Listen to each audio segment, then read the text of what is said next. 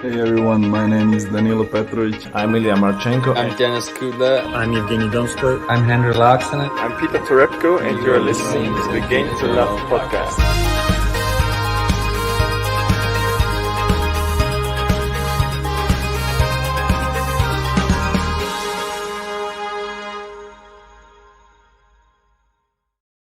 Well, hey, welcome back to the Game to Love podcast. And today I'm joined with John.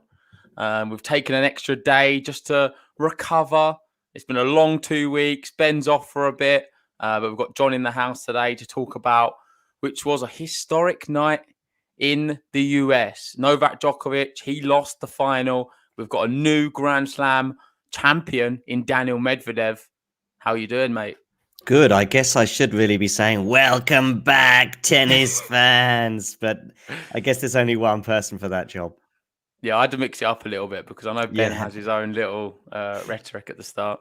Is it true that, yeah, I'm good. Is it true that actually that isn't him? He just records that for 5 seconds to give himself another 5, and he's just got the same one, and then he bursts in. Well, I don't know. We'll have to see. Yeah. But, I'm good. I'm good. It's a big one we've got in store today. It's been a very busy 2 weeks, especially for us in the UK with the timing. I know it's even worse for you in Germany, that 1 hour extra. But I thought this US Open, I don't want to be too biased, but I thought it was one of the best I've ever seen. I loved every moment of it. We go back to the women's, Emma Raducanu winning the whole thing. No one expected it, let's be honest. It was a big thing, her getting out the qualifiers, and then from there just went on from strength to strength. We had on the men's, so many stories happening, some young players coming through. I thought Alcaraz was a real sort of shining light of the US Open. And ultimately, we ended up in a bit of a predictable final, if we're being honest. We had the number 1 seed, the number 2 seed, but it just wasn't to be for Djokovic. And there's so much to get into. So let's just get started with it. I do have some tweets like I usually do. So let me just pop them on the screen. Yeah, sure. We're going to just start here with the main one, the men's singles champion. It's his third chance of it. He got to 3 finals. This is his third one. He finally won it. I'm over the moon for him. I feel like he deserves it. You're looking at sort of the other players, the chasing pack, as to say. You've got Tsitsipas. He went up 2 sets this year in a Grand Slam final, ended up losing. Zverev last year at the US Open went up 2 sets, ended up losing. You've had Dominic Thiem, he's got a Grand Slam. And then sort of the other guys, they're not quite there yet with the likes of Rublev and some of the others. But I'm so pleased for Medvedev. I feel like he does deserve it, especially this time of year as well on the hard courts. He definitely comes into his own and gets a lot better. I'm not sure what it is with the seasons, but he just doesn't like the start of the year. And if anyone wants to win this US Open, I'm just thrilled that it's him. But we do see that with 1 or 2 players that sort of tend to peak at different times of the season. I guess some of it may be deliberate, some of it may be just the way their bodies are, and some of it may be their age, etc. And also even just the courts themselves perhaps can be. We will look at hard courts as being all the same, but we do know that certain courts are a little bit quicker. Certain tournaments will use different balls. And he certainly is somebody that tends to peak around about now. And during this North American swing in 2019, he had an unbelievable run.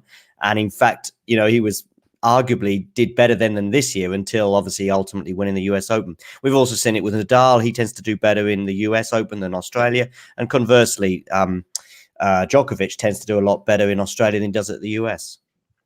Yeah. And let's just get straight into the final and how it sort of played out. Was there really any moment where you thought Djokovic is going to win that match? Obviously, before the match, I think most people thought he's going to have a little bit too much of Medvedev. There was some people predicting Medvedev. Don't want to get too cocky, but I did go for it myself. But really, was there any moments during that final where you think, oh, Djokovic's growing into it here? I think he's going to make a comeback. Because for me, I thought it was very, very one-sided. Novak Djokovic, it's all caught up with him, let's be honest. There's people saying the reason for his loss was mentally, the pressure, he couldn't handle it. I think that is an element, a little bit. The biggest thing for me, which was most telling, was his legs. Novak Djokovic's legs were finished. He was exhausted. And I honestly felt like going into it on all the previews, we spoke about the physicality of Djokovic, how no one can really match him, especially over 5 sets. They could, in essence, because I think he had to come to the net more and more as the match went on. He didn't want to rally from the baseline with Medvedev because he was unable to sort of maintain the long rallies. But was that also maybe not linked to the nerves as well? That he wanted shorter points, he wasn't trusting himself to be hitting the baseline as he did so often in Australia? Yeah, for sure. That's what I'm saying. That there probably is a small dynamic of that for sure. And there was so much pressure on him. And another weird thing for him was the crowd were actually supporting him for a change. So he's had the crowd more or less going against him the whole tournament. They get to the final and he's got them on their side. And I feel like Djokovic is looking up like, what's going on here? Am I in the right venue? What's happening? And that was a bit strange. But yeah, I just don't think he played very well. And a lot of that you can attribute for me to the fact that his legs were very tired. He's someone who, going through this tournament, he's not had to play on the front foot very, very often. He turns it up in spells, but ultimately he just does what he does best, and that's relies on his physicality to win matches. Against Berrettini, that's a prime example of him doing that. He can sit deep and just sort of work it out and force it onto the backhand each time with Berrettini, and he knows that he's got enough class to be able to sort of beat these type of players. You can't do that against Medvedev. No, and you said that, was there any point where I thought that Djokovic might win this or come back? I didn't from the minute the match started, if you like. Or what I was says, there was no turning point that I thought was going to come. Agreed. I thought not necessarily that would happen during the first set or not even the first couple. Actually, I think it was the beginning of the second set. You thought, okay, here comes the turning point. He gets the 3 break points, and you think, here we go. His legs will now relax. He'll become more confident. I mean, if we think about all these matches this year where he's been behind and he's struggled, particularly, say, from the French Open, 2 sets down, you're kind of just waiting for him to turn it around against Musetti. Guess what? He turns it around. Even against Nadal, there was a turning point. Funny enough, before the end of the first set, I felt, as he kind of fought his way back into that first set, unlike the French Open final the year before. Again, in the final, in the final, it was nip and tuck those first 2 sets that were just, a couple of balls here and there. But he was way off the pace here. And even through this US Open run, there were turning points, and you were just waiting for it to happen. We were waiting for it to happen on Sunday, but it just never came. And he didn't really show up until midway through the third set, let's say. Yeah, agreed. The only turning point you can really talk about was the one you said, Love 40, wasn't he, in the second set at the start of that. The biggest telling point for me in the match was, me and Ben spoke about on the stream, a very weird, uncharacteristic shot bomb from both players, but Djokovic ended up losing the set on it. And that was set point on the second. Medvedev, I believe he come into the net and it was a very weird volley. Wasn't a good one. Yeah. And you'd expect every time Djokovic down the line or lob him, it doesn't matter what he could do. He had plenty of time and he dragged it wide and it wasn't close either. Yeah. And that for me was like, he didn't really feel that confident that he's going to be passing Medvedev today. And Medvedev had him exactly where he wanted. Yeah. And I think we've got to heap a lot of praise on Medvedev for that, because looking at his game, was there any weaknesses really? Medvedev, let's compare it, say, to like 2019 when he reached the US Open final. I thought he played very well in that final as well against Rafa. Very, very well. People dismissed it because he went down early, didn't they? But then he was fighting back. I thought Rafa, in essence, was actually a little bit lucky to get through. Just showed some experience. But here, Medvedev, he played just as good as that final, if not better, I think. I think better. I think he was more consistent, especially on his serve. Yeah. Oh, yeah. We can talk about the serve first. The second serve, so much better now from Daniil Medvedev. I love the fact that his passing shots, he's able to sort of get them, like dip them at the last moment. Djokovic was unable really to respond to it. He's stretching all over the place. And as much as Novak Djokovic is, he's so fast around the court and he seems to be able to cover so much ground. He couldn't cover the ground Daniil Medvedev was making him cover. And you've got to give a lot of credit to Medvedev for doing that, because the crowd didn't actually, they wanted him to lose. Let's be honest. Yeah, or they wanted Novak to win anyway. Yeah. But the big comparison for me, less than 2019, really has to be the 2021 Australian Open final. Same opponents, Okay. Even better, same yeah. surface, not that long ago, so we can really look at some stark differences there. And there's a couple of things I'd like to highlight when comparing those two. First of all, because his first serve, and especially his second serve that you highlight, I think it's 8 kilometers faster per hour on average than it was. And he took a few more risks on his second serve, I think. In fact, risk is really what I want to bring to my second point, because actually he was a bit more aggressive on Sunday than he was in Australia. He was very cautious in Australia. His coach said today, actually, I saw a quote from his coach today, said that was a plan, that we were going to be a bit more aggressive than we were in Australia. He was too timid in Australia, and we wanted to change things a bit. We wanted to put Novak a bit on the back foot from time to time, and that was something that we saw with that second serve in particular. Whereas in Australia, Novak was hitting it as a return, was going right on the baseline towards Medvedev's feet before he could even get himself organized. And even with the first serve in Australia, Novak was reading it so well and getting his racket on it that even though it was looping up at a slow pace, it was looping up and landing on the baseline and resetting the rally, which is as good as you can hope for against someone with as good a first serve as Medvedev has. So that for me was huge and arguably the point in the match. But I also think Novak's nerves do play into that as well. He was probably taking a little bit more caution. He wasn't going for his spots and his lines as much in terms of the return and even during the rallies. And when he was going for winners during the rallies, they were wayward. It was an ugly game from Djokovic, the final. He played so well up until that point as well. I thought they both had relatively comfortable draws. Probably Medvedev had the easiest, let's be honest. Yeah, certainly from the quarterfinals onwards. Did he really get challenged too much in the tournament? There was no reverse. I think the only person taking a set off him was Van der Zandschulp. And, well, we've spoke about that match. I feel like he took the set off himself, if I'm honest. But Djokovic, he did get tested. Maybe I was a bit harsh to say it was a very easy draw because he did have to play Zverev. He had him on his side. That's really tough. And I think Djokovic's draw from the quarterfinals was tough. I mean, you couldn't get much tougher. You can't get any tougher, no. No. But one thing I did do today was I just watched the first two games because actually I was kind of cooking dinner and had my one eye on the game and was just thinking, you don't really see much in the first couple of games. And I actually, largely missed them. And to be honest with you, I think Djokovic did too, because when I watched them back today, knowing the result, I think it's always quite interesting to look at the turning points and look at certain big moments in matches when you kind of know what happened and you kind of fuse what you think you saw, and then you can also see what happens with the result and maybe even look for clues.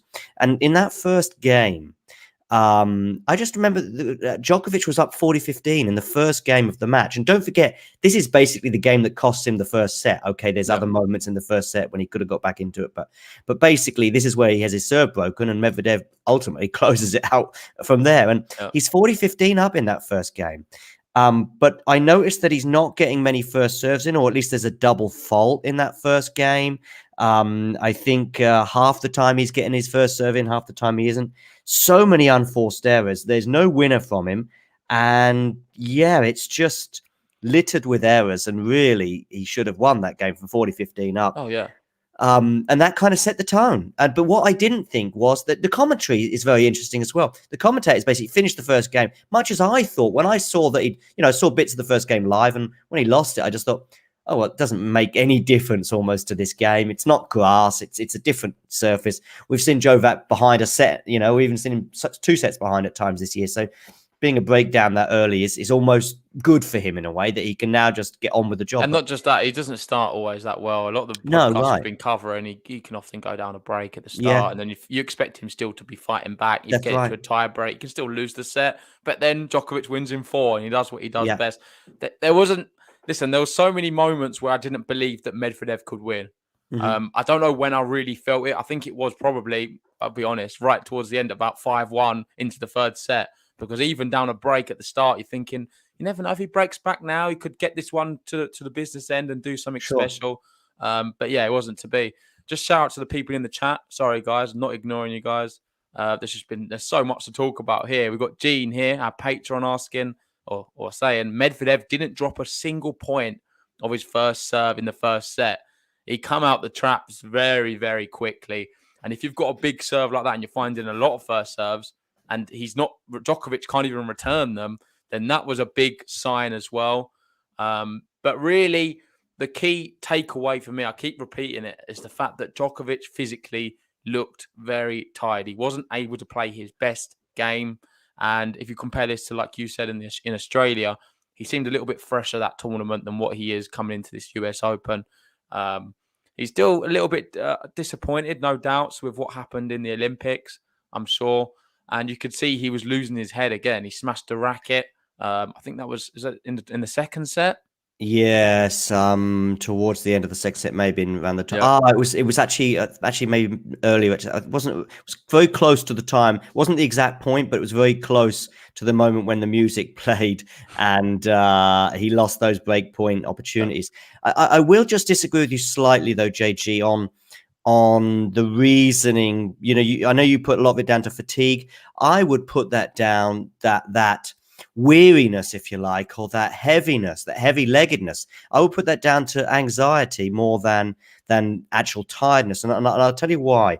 Because actually, it was when all seemed lost, midway 2/3 of the way through the third set, when actually he relaxed. And actually, he started finding his spots and actually playing better. So that's why he managed to break back, because at 5-1 down, you're thinking, this is done. And then he sees a chink of light and then he's going for it. And if he'd have broken back again, he may well have won that third set. Listen, there was a moment in that third set where everything could have turned around. Yeah. I understand what you're saying, because that was the best tennis we saw combined. Yeah. Medvedev held him off. And that is, for me, the most impressive thing about Daniil Medvedev was holding Djokovic back. When you can see he's having a moment with the crowd, there's like a tear in his eye. They're all chanting Nole. They all want him to win.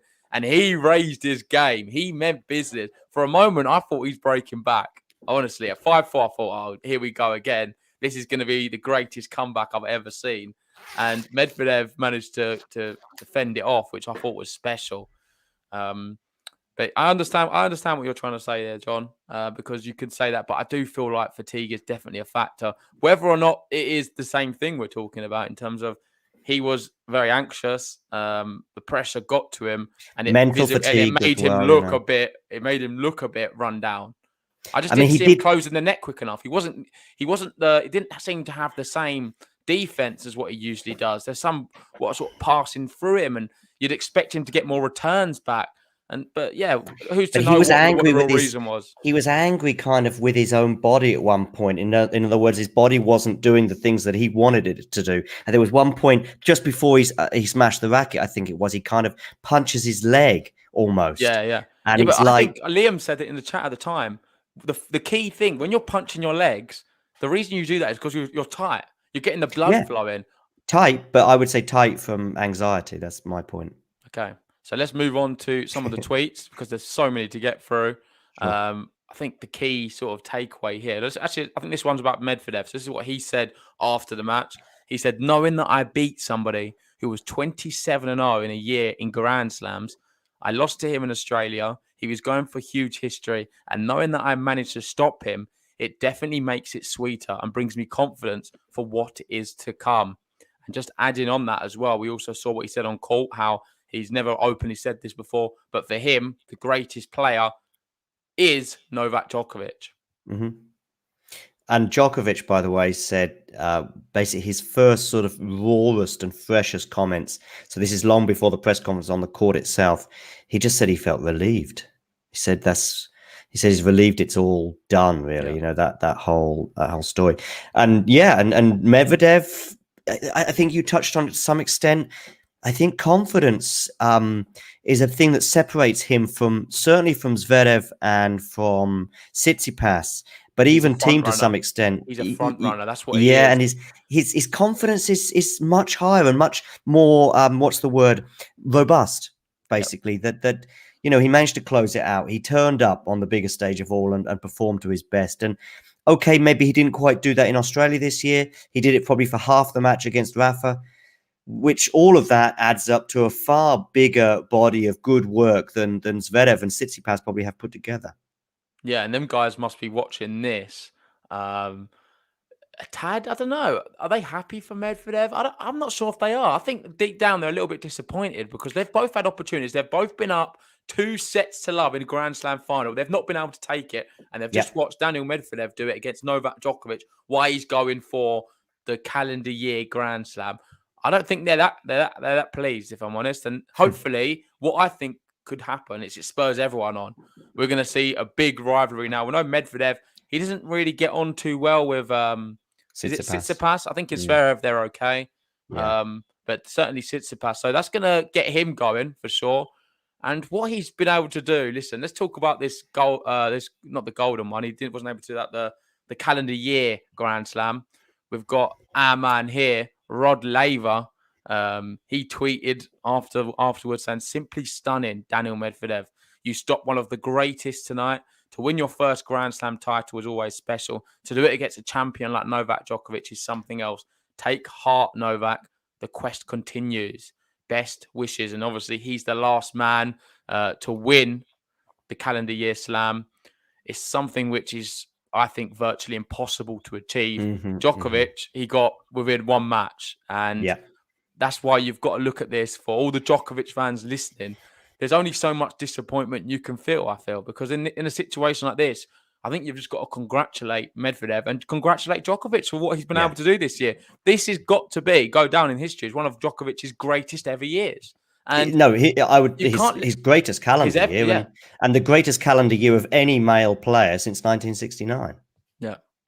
And I think this is a good point to mention as well, that, and we spoke about it briefly before we came on air, that, you know, Rod Laver did it on 2 different surfaces rather than 3. He did it on grass for 3 of the tournaments, and 1 is on clay.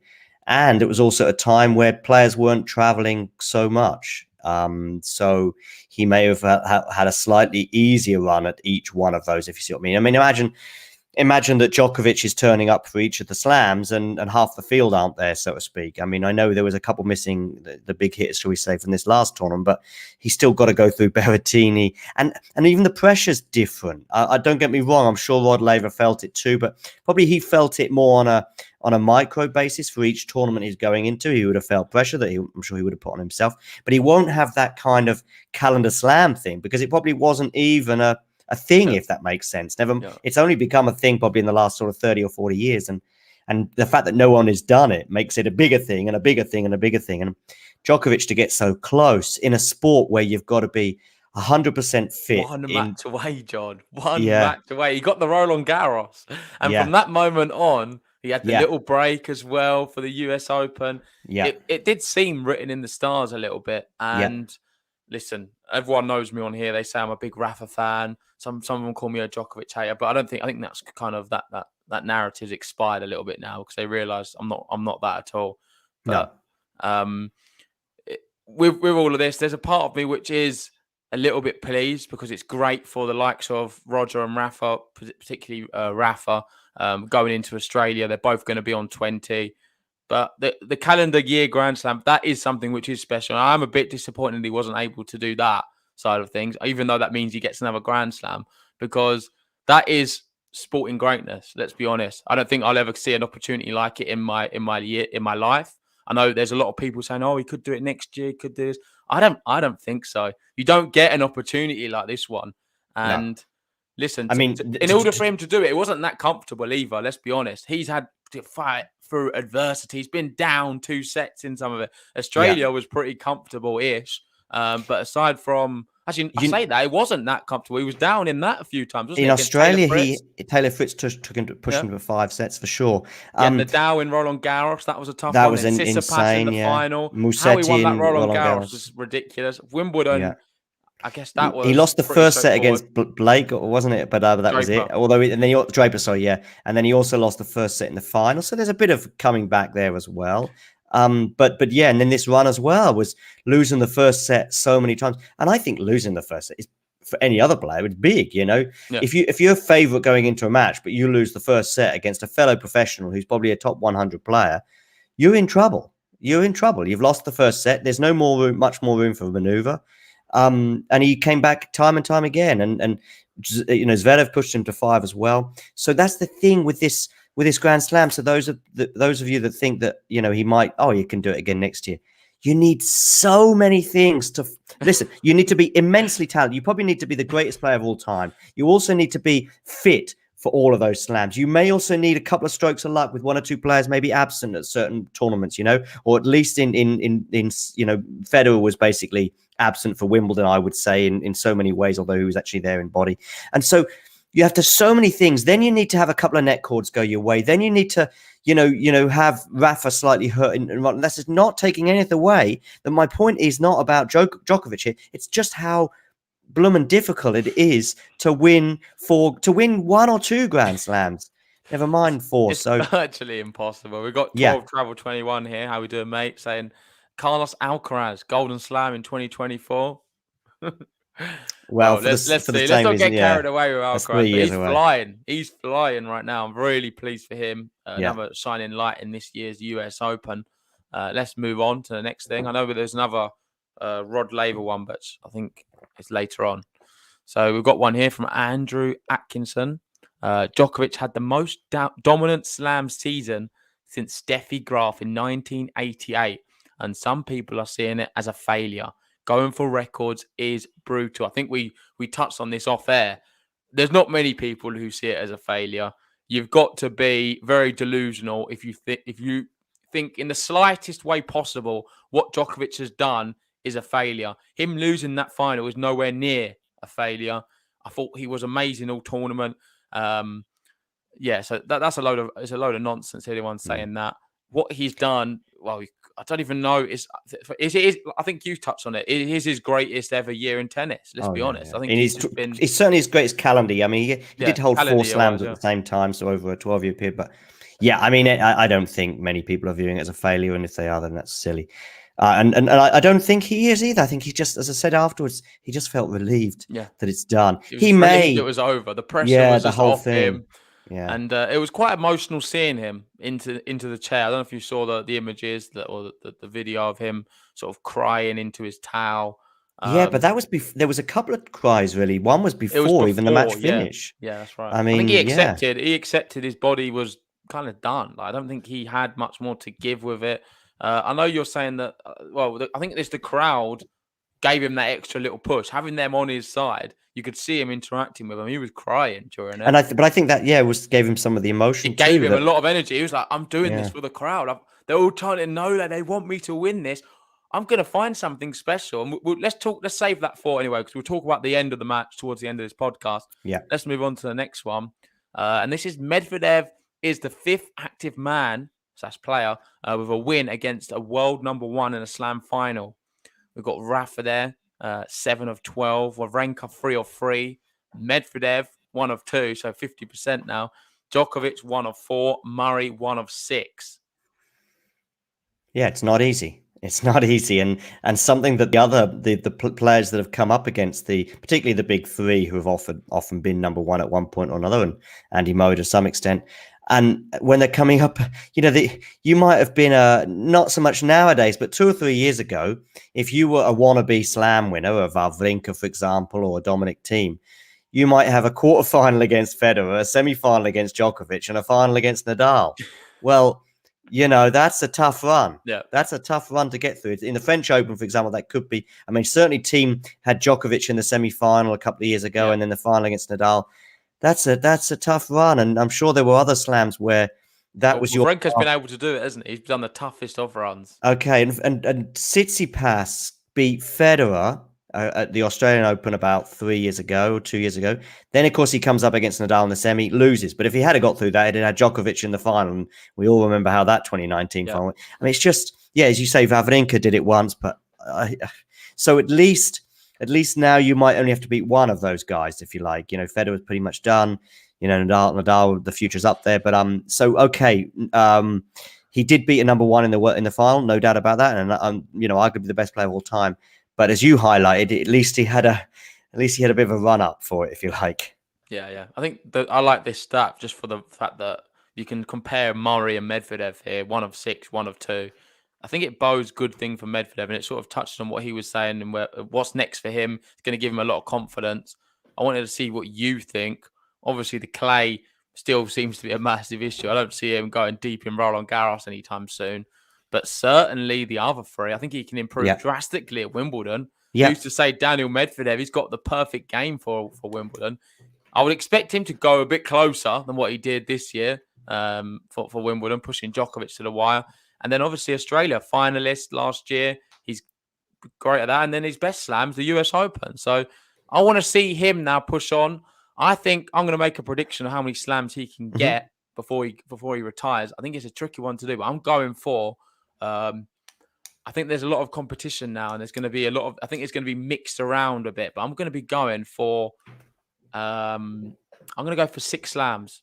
Okay, that's great, and I'll address that question at the end of this little 3 points I want to make. First of all, regarding the grass comment that you made, I think it's an excellent point, and even he, I think, has a feeling about grass that he can do and will do better, because in his press conference afterwards, he said how the dead fish celebration, which was just legendary, he said actually how he thought about doing it at Wimbledon on the softer surface as well. I'm sure he wasn't practicing that on clay for sure, because he doesn't expect to be winning the French Open anytime soon.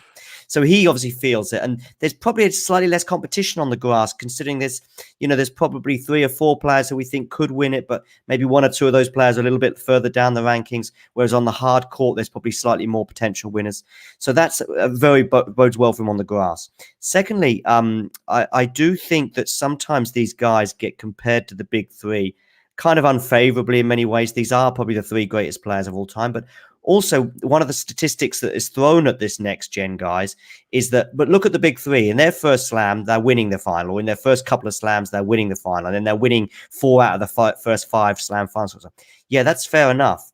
But those guys didn't have to go through the big 3, if that makes sense. Yeah. So when Medvedev and Tsitsipas and these other guys and team as well are getting to the finals, as I said, they've already been through 1 or 2 of the big 3, and then they get to the final, they've got another one of the big 3 to beat in the front of them again. Whereas when the big 3 were emerging, post Agassi, post Sampras, if you like, and that kind of thing, they didn't have themselves to go through, put it that way. Yeah. So I think that's a big thing. And then finally, regarding your point about how many slams he'll win, actually, it's interesting. I remember on the telephone with a friend of mine in January or February, actually, it was around about the semi-final time of Australia. I actually said, I think he'll win 5+ slams. And my friend went, oh, that's a bit bold. And to be honest with you, for the next 6 months or so, I was thinking, yeah, maybe it was a bit, because, he didn't have, obviously, the French Open. By his standards, he did well, but he didn't have an amazing hard court season before that in terms of the Miami, etc. I remember seeing him cramping up there, and he didn't even make the final, when really that was a tournament there to be won for him. And then it wasn't really until the last couple of weeks with Cincinnati, was it? Or was it Cincinnati he won, or a tournament? Oh, no, it was Toronto he won, wasn't it? Yeah, Canada, Toronto, yeah. Yeah. So, yes, he was going into this, but I felt Zverev actually was probably slightly in better form, having beaten Djokovic in Tokyo, etc. And again, in Tokyo, Medvedev was sort of nowhere to be seen when the medals were being handled out. So I sort of started to wonder about that. But now I'm going to go back to it and say, yeah, 5+. So I'll go 5, but yeah, 6 also sounds very reasonable. Yeah, good analysis, John. I agree completely. And I think I'm just trying to look at the other names. I was just checking his age. He's 25 years old.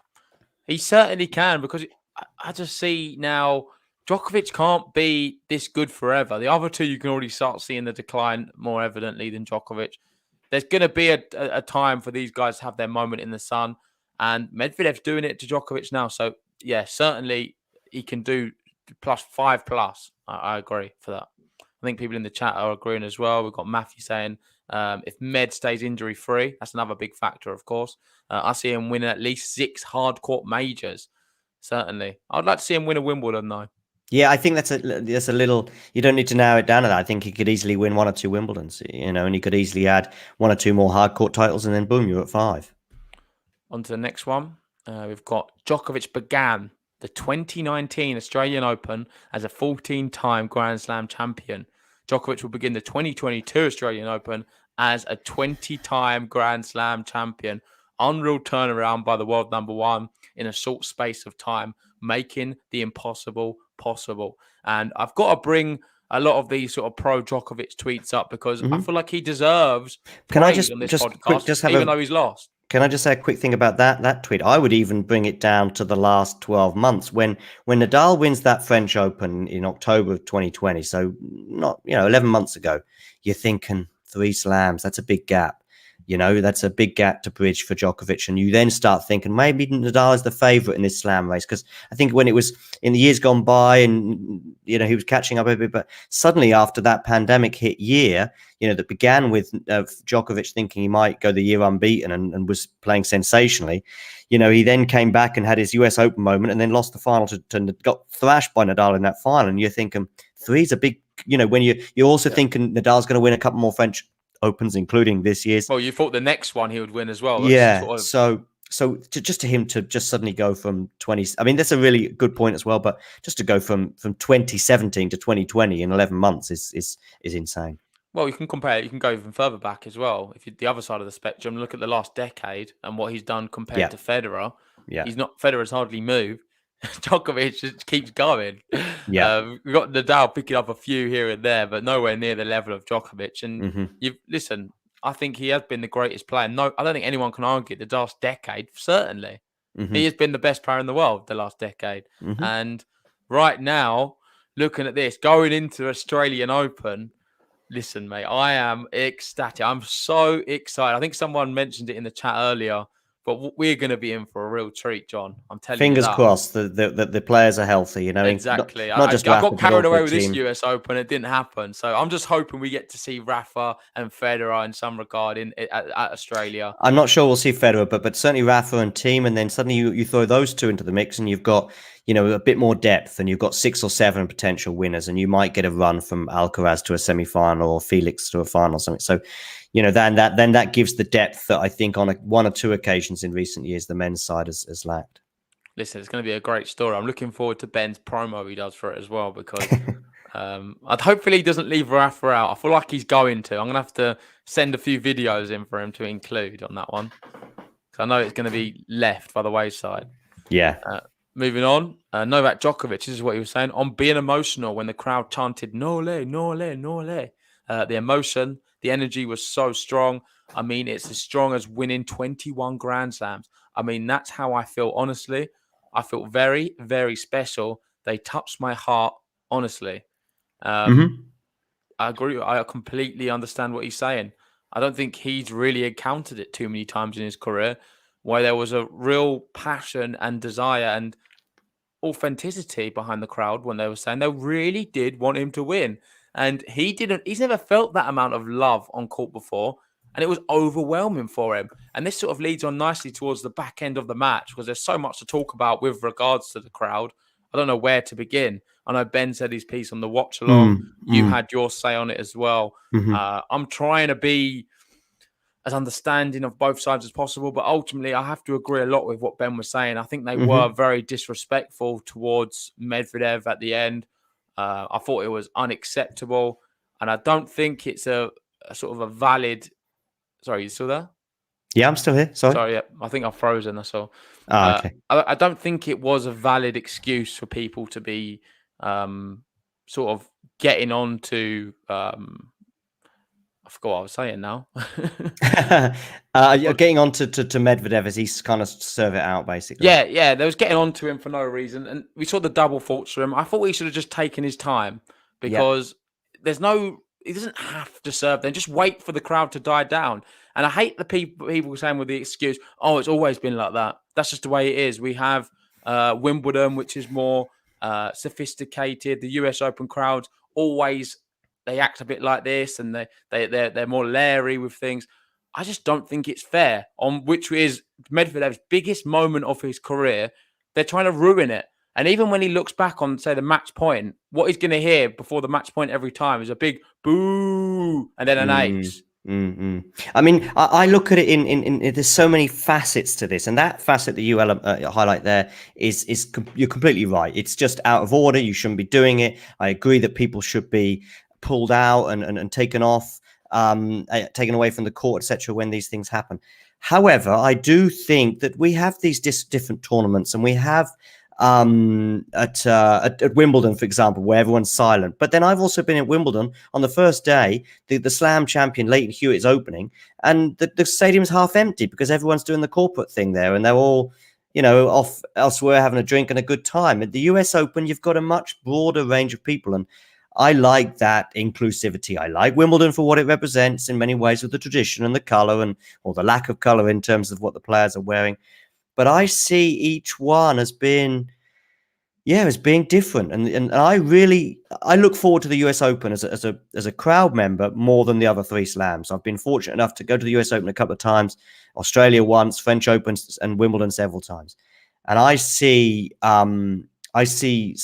Wimbledon as being I see the US Open as being the most exciting one of the 4 to visit, to be a part of, to see the different bunches of people. The tickets are much more affordable as well, which is also great. And I want to see tennis enjoyed by people from all different parts of society.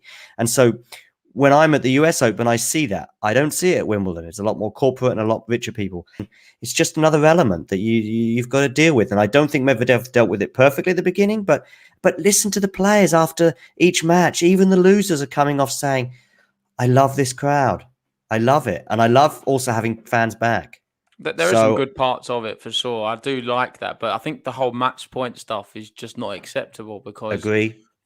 are I think you're manipulating the fact of what could happen. I think it can definitely get in some players' heads. Let's be honest. If Medvedev was able to be if Djokovic was able to break Medvedev, say at 5-4. Which looked like an actual possibility at one point because the crowd were all cheering Djokovic and he was coming back into his strides and hitting well. The best we see him play all match, let's be honest. Did that last game go to 40-30? Did he double fault and he went to 40-30 as well? 40-30, and then he finished with an ace. And listen, I would have hated that for Djokovic to come back then. And not because I didn't want Djokovic to come back, because I think it would just taken away the whole... It would have had a very sour taste, this final, in everyone's mouth if Djokovic was to come back from that moment. I think Medvedev was talking about how he started to cramp up a little bit as well. I'm not sure if he would have won. He didn't want to show Djokovic that as well. No. He said he felt it on a changeover, and he said I wanted to hide it from him because, again, you can feed off that, and that's what I mean by Djokovic's confidence. When he's playing Zverev gives him a slight opening, and he gives him the opening because Zverev gets nervous in the big moments, and then you can become more confident. There's nothing better than knowing that your opponent's anxious, and so he never quite got that during this match in terms of Medvedev. There was that little wobble, as you mentioned, but Medvedev was so strong. Let's move on to the next one. Sure. So we've got here, this is the one I wanted to bring earlier. I think we did talk about it, but the only male player to win the calendar Grand Slam in the Open era was Rod Laver in 1969, when tennis was totally different from now.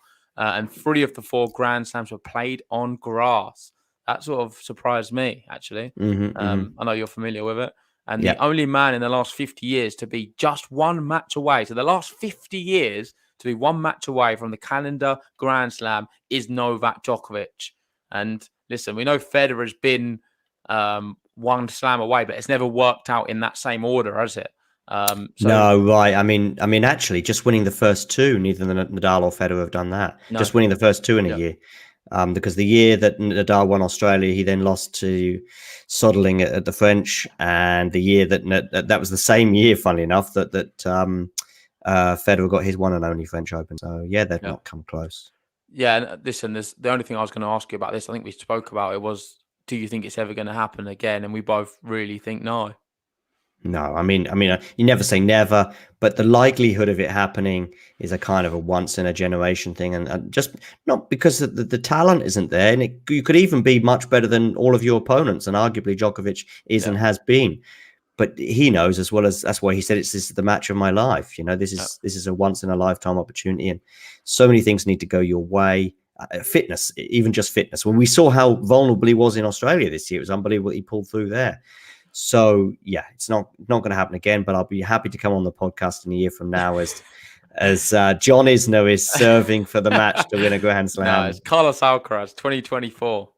Yeah, but I agree completely. It's also the fact it's 3 different surfaces. I mean, that's huge. There's no other sport really like that. I mean, football is pretty much always on grass. All of these other tournaments, all these other sports are always on the same. You don't have that verb. You don't have suddenly, Lionel Messi going, "Oh, I don't fancy this surface that much. It's not my preferred surface." So that's the other variable in tennis, which makes that great. I think it would be difficult even if all 4 on the same, even if all 4 hard courts. I think it's tough to do because all the variables. But then you throw in the fact that you've got 3 wildly different surfaces. Yeah, Yeah, it's just a once in a generation thing. It's brutal. And listen, I think not many. There's a lot of people who who you can't deny the fact that Djokovic is the greatest player in the world. They'll say that if he did win this last match, then he, for me, cements himself as the greatest. Now it opens up to a bit more discussion, I think, and us Rafa fans can fight our way. It's tough. Djokovic, you'd expect him to still break 21 first. He's going to be favourite going into Australia. But really, the calendar year Grand Slam, that would have been another sort of accolade he can add to his name, which, let's be honest, no one can really then deny him the greatest player of all time, I don't think. Right. I mean, I think ultimately, if he ends up winning the most slams as well, he should probably close that debate too. But whilst it's 20 each, there's a bit of a debate to be had. Here we go, a bit of comedy now, Tennis TV. We had a lot of different tennis accounts tweeting this, and I don't know if you play much FIFA yourself, John. No, but I'm aware of it because he basically said, Yeah, so this is the dead fish celebration from Daniil Medvedev. It is very bizarre. He's a very weird character, isn't he? Like everything about him is weird. And I mean that in the nicest way possible because I love him. I think he's great. But going back to the US Open where he was sort of giving it to the crowd then, I loved all of that antics. I thought it was great. And his celebration at the ATP Tour Finals when he won the tournament, arguably the biggest tournament of his career up to that point, and he just goes, okay. No emotion whatsoever. I feel like even his wife, they went to the box, and after they'd just won, she was just, I don't know, it's like she didn't even know who'd just won. There wasn't very much emotion there. No, but it's just a very weird character. Like even his shots, she gets look at his forehand motion. It's weird. I know. She gets his humor though as well because you do see sometimes she's smiling and laughing at certain things that go like during his speeches and stuff when he's talking. Yeah. Listen, I think it's refreshing. I love to see it on the men's tour. People will tune in for his interviews more than most because you don't know what he's going to say. And certainly his celebrations now, he's got to say, I know you've got a lot of the iconic ones with Djokovic in Wimbledon eating grass. You got Nadal covered in clay on his back with sprawled out on the ground. Not on the grass. It's very rare that happens, unfortunately. We've got that amazing one of Federer when he beats Sampras, and he sort of just got like his knees crumpled to the ground. He just can't believe that this has finally happened to him. He had the big breakthrough, and even then, also when he won it as well a couple of years later with the tears. So. Yeah, but then this is another. And then we've got Daniil Medvedev with the fish. What's next? If he wins another Grand Slam, do you know what I hope? I hope he has some silly celebration plan for every single one. Because there's going to be some diehard tennis fans who won't like this. I think they're going to think it's a bit childish. But listen, I think it's exactly what we need in tennis. And that's my point. By the way, there'll be some diehard tennis fans at Wimbledon that will be thinking that it's not treating his opponent with respect or not. That'll be those guys. And so that brings me the US Open guys and most other the slams, they'll be fine with it, you know? Yeah, there we go. So next one, we have, what's this one? I think this is a lovely line from Daniil Medvedev just now. When asked what he said to fellow US Open champion Emma Raducanu, he said, I said, congrats. What else can you say? But I don't know if that's enough to be in a movie. I thought it's perfect, isn't it? This is just the character he is. There's going to be an Emma Raducanu movie. I'm more or less certain of that, and it's going to do very well. That story's amazing. We've done that to the death. We're not going to finish there as well. We're going to be doing plenty more podcasts talking about Emma Raducanu, hoping we see her now in Indian Wells. I know there's talk that she has to go through the qualification in that still, which I was a bit surprised with. I'm not sure how it works exactly, but maybe when she entered because of her old ranking, I think they're going to give her a wild card. I'll be shocked if they don't. You can't miss out. Well, she's now 23. She's now 23 in the world, so I don't know why. Unless they've already got the, I'm not sure exactly when Indian Wells is, but I can't believe they'd be that inflexible. Yeah, so hopefully that's going to be okay. But yeah, another good one from Daniil Medvedev there. I wonder if he does make the movie with his little line saying "congrats," or someone else will be playing him. Maybe if it turns into a movie. I hope I make the movie. Me and Ben. Well, that'd be good if we're in there, a little line talking about it's Raducanu, and the song comes up on the movie. Yeah. You get some royalties for that. So next one. This is the last thing we're going to really talk about on this, and this is Dominic Thiem. I'll let you read these out because you wanted to share these. Yeah, so I was fortunate enough to be catching some of team as well on Eurosport along with you guys, and I did He sort did a of joke great job, about it. by the way. Yeah, he did, yeah, All tournament. and yeah, he did, and yeah, because he also appeared, I think, on the Tennis Channel at one The point as tennis well. channel was very good. Yeah. Yeah. So anyway, he was donning a kind of a turtleneck with a necklace on as well. It was a very interesting look for Mr. Team, from someone who I think is generally quite fashionable, but he'd obviously decided to take a risk with his wardrobe on Sunday night. But what he didn't take a risk with were his comments, as you can see there. What a performance. Congrats on your first Grand Slam title. And Dominic, of course, or Mr. Team, I should call him maybe. The name's Team, Mr. Team. He will know exactly how it feels to win your first Grand Slam title, because it wasn't that long ago that he did it, as he was all very well happy to remind us shortly after that tweet congratulating Medvedev. As he said, by the way, a day I'll never forget. It's been 1 year since I lifted the trophy. He said that yesterday. Such great memories. And he said he can't wait to be back next year. And I think on that point, I think we all can't wait to have Dominic Thiem back on the tour, fully fit and functioning and firing. I don't think we'll see him again this year. I could be wrong on that, and I'll be happy to be proved wrong. I don't think he's that hasn't been decided. Not like Rafa, he's not sort of called it yet. But given that there's not a huge amount left to play for, I imagine that we'll be seeing him again in Australia. And can't wait for that, as I say, to give it more added depth, to make it more competition. I'm looking forward to the next Women's Slam, because it could be one of 30 or 40 players or even 128 players that could win it. Whereas the men's tour at times has been a bit less than that. But just having players like Thiem out there, just gives a bit more depth and a few more things like, Dominic Thiem could win Australia for sure. He's been in a final already. Yeah. He does very well on the hard courts. And I just think that another reason why I don't think Djokovic will come as close next year. Jake saying he has ended his season already, so maybe okay. All right, thanks, Jake. So I just don't think you're now going to see other players that are going, okay, Medvedev has done it. I can do it too. I'm as good as Medvedev. I don't think that they would probably feel quite the psychological deficit that they would do if they were the person having to make that breakthrough. So now that has been done, players like Thiem, Zverev, Tsitsipas should take heart. Yeah, agreed. And I think what you said about Thiem being back is needed in the sport, because he brings something very different. I love how he can play on all the surfaces. Yeah, and his backhand, the one-handed backhand. I know Tsitsipas is very good at it too, and Federer probably the best of all time in that respect. But it's just another element to the sport and another person that we need back on the court as soon as possible. Looking at the other guys, we can look at Medvedev here. He's nowhere near as good as, say, Thiem across clay and hard courts. And I think you can see that for a few. Even Tsitsipas to a level, I don't think he's as good of a hard court as, say, Dominic Thiem. Yeah, the thing is, arguments for it, but Zverev he can play on a lot of surfaces, but he's not nowhere near as good as Thiem. Thiem is fundamentally a clay courter, and he's developed into playing on hard. And listen, I can't wait to see Thiem back. I think he's going to push a lot of the other guys. I think watching him against, say, Rafa and even Djokovic, they historically for me have been the greatest matches against the big three from like the players just outside of big four, exclude Andy Murray. More in recent years, like I've enjoyed watching Team Rafa say more than even any of the other players. But Tsitsipas has made it a lot closer this year, and I think everything's now leading up to 2022.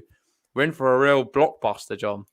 Yeah, can't wait. And just quickly, and one more thing on Thiem. I think on a hard court, if they're both fully fit now, you would back Thiem against Nadal, given the recent head-to-head record on a hard surface. I mean, certainly in a tie-break. I think he's beaten him in the last 5 tie-breaks they've played. So. Yeah, there was 3 in Australia, and then I think there was 2 more in the ATP.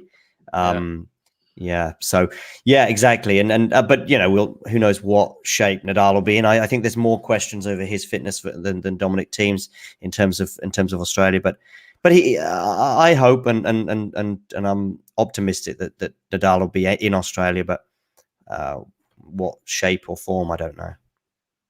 Some closing remarks then for this podcast. US Open's over. The 2 weeks are done. Game to Love are going to be back anyway. We're going to be covering all of the upcoming events. I think we've still got plenty left. We've got the next gen finals, the ATP finals, we've got the women's finals as well. So much still to be covered here on Game to Love. Indian Wells around the corner, Laver Cup as well. So you don't want to go anywhere. So like and subscribe if you haven't already. But the closing remark I wanted to make about Daniil Medvedev is what a talent he is. And he is serious now. I think this is going to open the floodgates for him. We're going to see him do well in more slams. Not that he hasn't already. And it's going to make a big rivalry between the likes of the chasing pack. And they're going to want to try and hunt him down. The way I would describe Daniil Medvedev right now is very unorthodox in every way, shape, form imaginable. He is just everything you wouldn't expect. And that comes from the celebrations, what he says, and even how he plays tennis. I think someone of that stature who's able to hit so big and hit brilliant aces like he does and incredibly hard serves, to be able to move like he does as well. Have we seen a big guy like that move like that? I mean, it's like John Isner gliding around the court. It just wouldn't look right. But Daniil Medvedev, effortless with it. And he's very funny with some of his remarks about clay or something. Like he might tweet something like, "Oh, I won a match on clay at last," or something like that. Or I think it was Hamburg last year where he said, "I'm looking forward to the clay court season." You know, it was a very short one last year. And then he lost in the first round and he tweeted shortly afterwards, "Well, that went well." I remember that. Yeah. So, you know, he's a lot of fun off the court. He's fun on the court, and long may it continue. Let's wrap it up there. Last question for you, though, John. Will Med finish year-end number one? No. The gap is 1,400 points, I think, something like that. Yep. And the problem is that Medvedev actually is defending some points them all. in Paris, certainly. Paris-Bercy, I think that is. And Djokovic, actually, if we remember last year, his season tailed off. So I think even if there wasn't that defending lots of points or not, I still think 1,400 is a huge gap to bridge. And it would be kind of weird to have the guy who gets to 4 Grand Slam finals, winning 3 of them, doesn't end the year as world number one. That would be an odd thing. But we've seen a few odd things in the rankings in the last couple of years. But no, I don't see that. I think it mathematically could be closed, but I don't see it happening. Yeah, it's mathematically possible. I agree. I don't think it's possible. I don't think it's going to happen, should I say. Yeah. But let's wrap it up there. Big shout out for you, John, for coming on. Great to hear your knowledge and wisdom as always on this amazing US Open, which we've witnessed. Hopefully see you soon for some upcoming events this year. Yeah. For now, though, big shout out to everyone who watched. If you haven't already, hit the like button on the video, subscribe if you're new, and we'll see you very soon for more tennis action on Game to Love. See you guys in a bit. See you.